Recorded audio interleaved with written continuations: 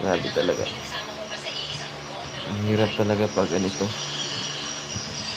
Tinatamaan ka talaga ng sakit. Kahit full vaccinated ka na pero nakapagtataka.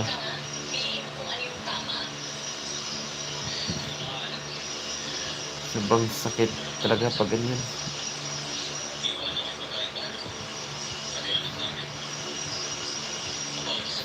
Ang sakit na sa lalamunan yung yung ubo ko.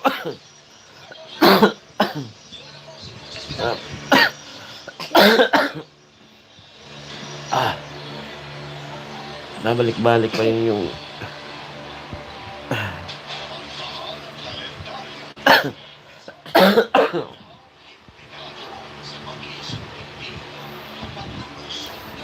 Hey ma'am. Shout out ko po kay Ma'am Juna.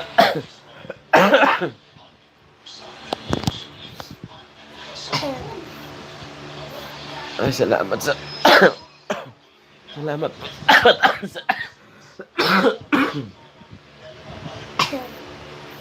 Kahit full vaccinated na po ako.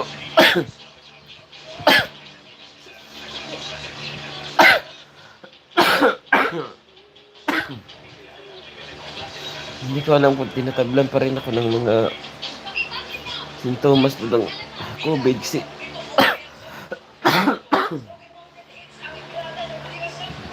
ayun, nalamunan ko siguro nagagasgas ng dahil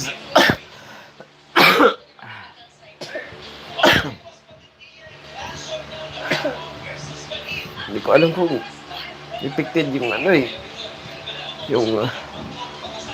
yung ano po, yung vaccine kasi marami dito sa amin din na nagkakasakit din.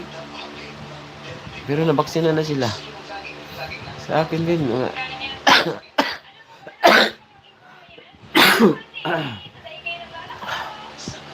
masakit sa dibdib tapos dito sa lalamunan. Sobrang sakit talaga. Hindi ko alam. Mga ilang araw na ito naramdaman ko guys. Pero ilap kasi pumunta ka ng pumunta ka ng hospital pa-check up ngayon. Sigurado COVID ka na kaagad.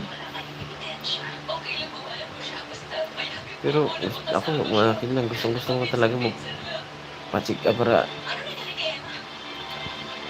mawala itong naramdaman ko kasi ang tagal na nito. Anong nakaraang linggo yung nagkasakit naman yung dalawa ko na yung bunso ko at saka mama niya. Tapos ngayon nagkasakit naman kami naman dalawa ng panganay ko.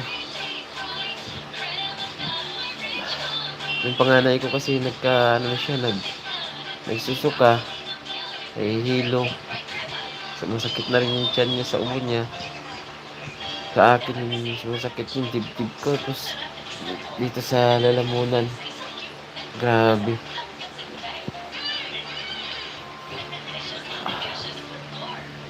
Pag minsan guys, ang hininga ko, grabe. Hindi ko alam kung umipik na ba yung vaccine ng COVID. Yung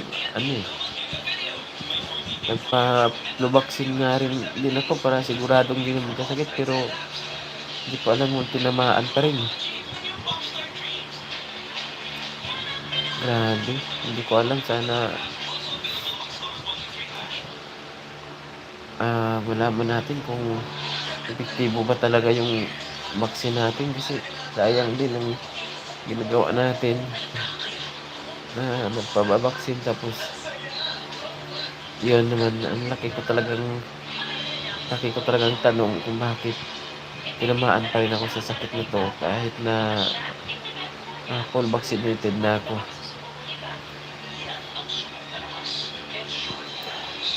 Sana naman wala na to kasi ang dami ko nang nagamot guys, hindi pa rin nawala.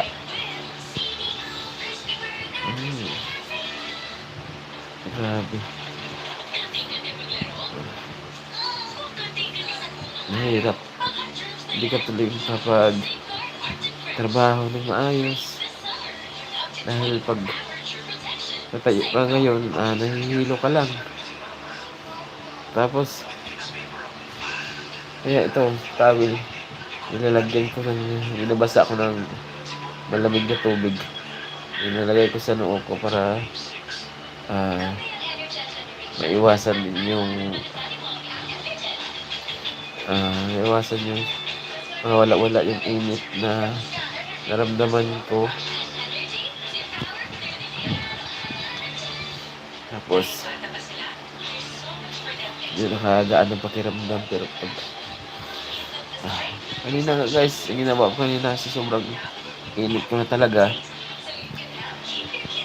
yung tubig, ilagyan ko ng yelo. Saka ko nagbuhos ako na may yelo, malamig. Yung medyo nawala yung init eh. Kaso lang, katapos naman ko, ayan, bumalik. Pero hindi nagaano siyang tulad ng hindi pa ako naligo ng yelo. Tubig na may yelo. At mukha ka dito, yung mata ko parang sumisingaw na yung init. Parang akalain mo parang yung mata mo bubugan na ng apoy sa sobrang init eh. Kaya sa mga nilalagnat siya na mataas yung lagnat, lagyan nyo na lang ng towel sa noo na lagyan nyo ng yelo, ganyan, malamigin nyo. Maganda rin siya, pangpakalma din ng lagnat guys. Kasi yung anak ko, yung may lagnat, ganyan yung ginagawa namin. Talagang lalagyan kagad namin ng malamig na towel sa noo para mababa yung lagnat. Tapos kailangan yung minsan kasi pag nilalagnat ka, nilalamig siyempre, di ba?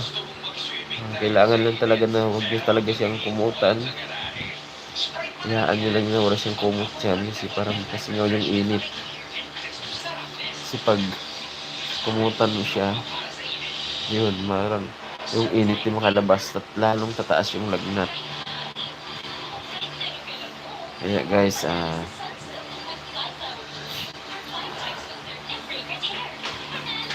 sana mawala na to.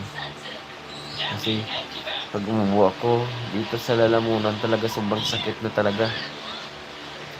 Yung dibdib, yung paghinga ko parang hirap na. Kasi alam mo yung parang plimas mo pala naiipon na siguro yun. Tapos mga plimas mo na sobrang tigas, hirap ilabas. Mula na nag-umpisa, tinagtag ko na nga ng gamot to. Pinakabahan ako, baka ma-overdose na ako. Dahil sa dami ng ininom ko talaga ng gamot. Tapos mga nakarang araw na kakaumpisa pa lang ginawa ko noon, snowber with calamansi. Tunawin mo lang yung snowber sa calamansi. Pag wala ka pang pambiling gamot, yun, pwede yun. Mas okay siya guys kasi bumili ako ng Strepsil. Parang sakit na sa lalamunan. Kasi buong 6 na ubos na sa isang araw. Tuloy-tuloy yun. Kaya mas okay yung pag nangangati pa lang yung lalamunan, gawin mo yung calamansi, tunawin mo na lang doon sa yung snowber, tunawin mo sa calamansi, saka mo inumin. Yun, masarap yun. Kung nangangati, inom ka ng 1 kutsara, yan, nakabawas din ng katigas. Kasi nakaraan para na akong na-TB. Si grabe, walang tigil halos yung umuko. Yun lang nakagaling sa akin guys eh. Tinuloy-tuloy ko lang. Maganda kasi yan pag ngayon mo gawin, lagay mo muna sa labas ng bahay mo, lalo na pag nasa probinsya ka. ilagay mo dun sa pahamugan mo muna sa labas, saka mo kinabukasan inumin. Yun maganda yun, mas mabisa siya. Maganda siya guys. Kaya try nyo yun. May ginawa din akong content na ganyan eh.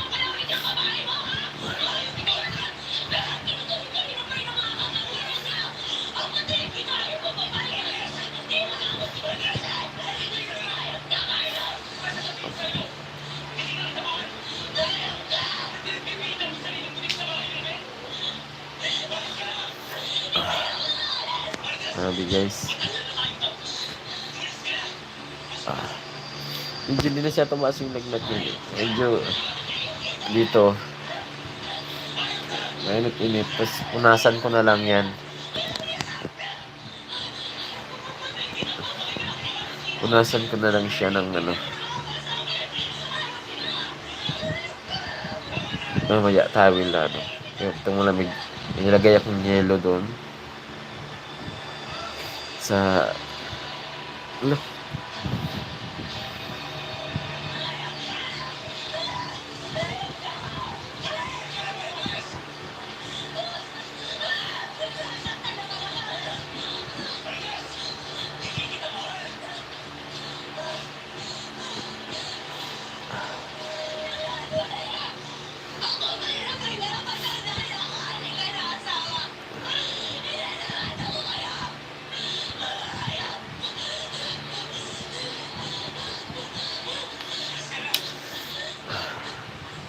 Grabe pag sumumpong yung ubo ko, grabe. Akala ko katapusan ko na talaga kasi sunod-sunod. Sunod-sunod yung ubo ko.